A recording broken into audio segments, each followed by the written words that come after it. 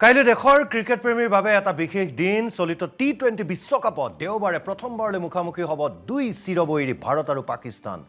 ইতিমধ্যে হাই ভল্টেজ এই মেচখনত লৈ আৰম্ভ হৈছে বিভিন্ন জল্পনা কল্পনা।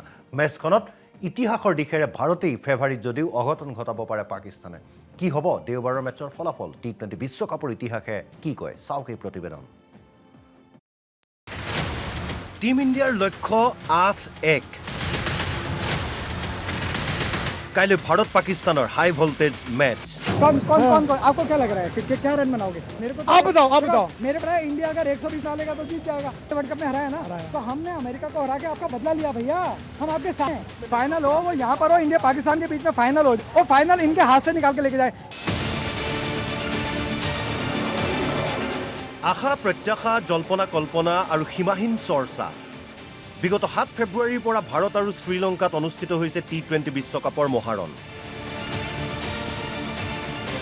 ২০খনকৈ দেশে অংশগ্ৰহণ কৰা প্ৰতিযোগিতাত বৰ্তমানলৈকে দৰ্শকে লাভ কৰা নাই বিশ্বকাপৰ উন্মাদনা অথবা উত্তেজনা। পিছে মাজত বেছি সময় নাই। দেওবাৰৰ সন্ধিয়ালৈ সাজু হওক।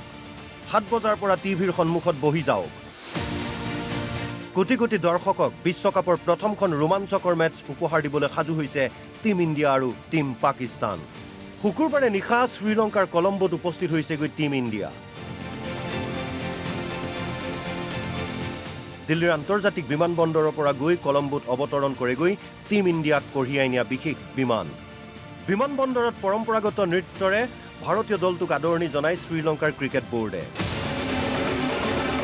ইপিনে প্ৰতিযোগিতাৰ আৰম্ভণিৰ দিনটোৰে পৰা দেশখনত উপস্থিত থকা পাকিস্তান ক্ৰিকেট দলটোৱে অব্যাহত ৰাখিছে কঠোৰ অনুশীলন। টি20 বিশ্বকাপত এতিয়ালৈকে ৮ বাৰৰ মুখামুখি হৈছে ভাৰত পাকিস্তান। ৮ বাৰৰ মুখামুখিত ৭ বাৰেই পাকিস্তানক পৰাস্ত কৰিছে ভাৰতে। ২০০৭ চনত দক্ষিণ আফ্ৰিকাত প্ৰথমবাৰলৈ মুখামুখি হৈছিল দল দুটা।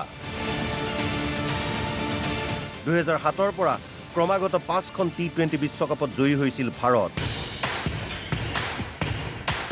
২০২১ত টি20 বিশ্বকাপত প্ৰথমবাৰলৈ পৰাস্ত হৈছিল টিম ইণ্ডিয়া। ২০২২ আৰু ২৪ত পুনৰ পাকিস্তানক পৰাভূত কৰে ভাৰতে।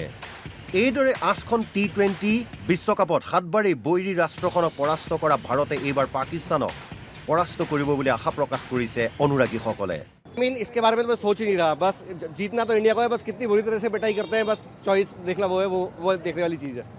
देखो पिटाई तो उनकी होनी है, अभिषेक करे या कोई करे, उनका नसीब है किससे पिटना है, पिटना जरूर है। तैयारी तो बहुत पहले से थी, जोश भी बहुत पहला नहीं खेलेंगे। फाइनली जब से डिसाइड हुआ तब से पूरा जोश बरकरार है और मैं कल ही आ गया हूँ। दिन पहले मैंने कहा जाके देखता हूँ किस तरीके का जोश है, तो यहाँ पर वो जोश जैसे एक तरह होता है ना, इंडिया पाकिस्तान में पाकिस्तान जो है हमेशा से बोलता है कि हम जीतेंगे, बट 200% इंडिया जीतने वाला है। This just happened कि we are staying in same hotel where cricketers are staying.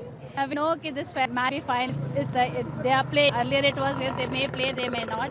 I'm Indian. Be Indian. India should win. ইতিমধ্যে তুংগত উঠিছে জল্পনা কল্পনা। ইতিহাসৰ পৰিসংখ্যাৰে টিম ইণ্ডিয়াই ফেভাৰিট যদিও আলোচনা চলিছে কোন দলৰ শক্তি কিমান। অপেনাৰ অভিষেক শৰ্মাৰ ফিটনেছে চিন্তাত ৰাখিছে ভাৰতক। পেটৰ অসুখত ভোগাৰ বাবে ইতিমধ্যে নামিবিয়াৰ বিৰুদ্ধে মেচ খেলিব নোৱাৰিলে বিস্ফোৰক অপেনাৰগৰাকীয়ে। কিন্তু অভিষেক নাথাকিলেও আনগৰাকী অপেনাৰ ঈশান কিষাণ আৰু হাৰ্দিক পাণ্ডিয়াৰ দুৰ্দান্ত ফৰ্মে আত্মবিশ্বাস তুংগত ৰাখিছে টিম ইণ্ডিয়াৰ। একেদৰে স্পিনাৰ বৰুণ চক্ৰৱৰ্তীয়েও বিপদত পেলাব পাকিস্তানক। ভাৰতৰ বিৰুদ্ধে পাকিস্তানৰ মূল অস্ত্ৰ হ'ব স্পিনাৰ উছমান তাৰিক। সন্দেহজনক বলিং একশ্যনৰ বাবে উছমানক নিষিদ্ধ কৰিব লাগে বুলি কেইবাটাও দলে আপত্তি প্ৰদৰ্শন কৰিছে। ইয়াৰ পাছতো পাক দলটোৰ অন্যতম সদস্য হৈ আছে উছমান। পাকিস্তানৰ বেটিং নিৰ্ভৰ কৰিব সাহিবজাদা ফাৰহানৰ ওপৰত। দুৰ্দান্ত ফৰ্মত আছে পাকিস্তানৰ বাওঁহতীয়া অপেনাৰ সাহিবজাদা ফাৰহান। বিগত ১০ ফেব্ৰুৱাৰীত আমেৰিকাৰ বিৰুদ্ধে মেচত মাত্ৰ ৪১টা বলত ৭২ ৰানৰ বিস্ফোৰক ইনিংছ খেলিছিল ফাৰহানে। কিন্তু ক্ৰিকেট অনিশ্চয়তাৰ খেল। কাইলৈ ফলাফল কি হ'ব, কোন খেলুৱৈয়ে কি প্ৰদৰ্শন কৰিব সেয়া অনুমানহে কৰিব পাৰি, খাটাংকৈ একো ক'ব নোৱাৰি। এই অনিশ্চয়তাৰ মাজতে আন এক অনিশ্চয়তাই চিন্তাত পেলাইছে সকলোকে। বৰষুণে বিধি পথালি দিব পাৰে ভাৰত পাকিস্তানৰ মেচ। কলম্বোত কাইলৈ ৬০% বৰষুণৰ সম্ভাৱনা। বতৰ বিজ্ঞানীৰ এই পূৰ্বানুমানে হতাশ কৰিছে কোটি কোটি ক্ৰিকেট অনুৰাগী। তথাপিও আশাবাদী সকলো।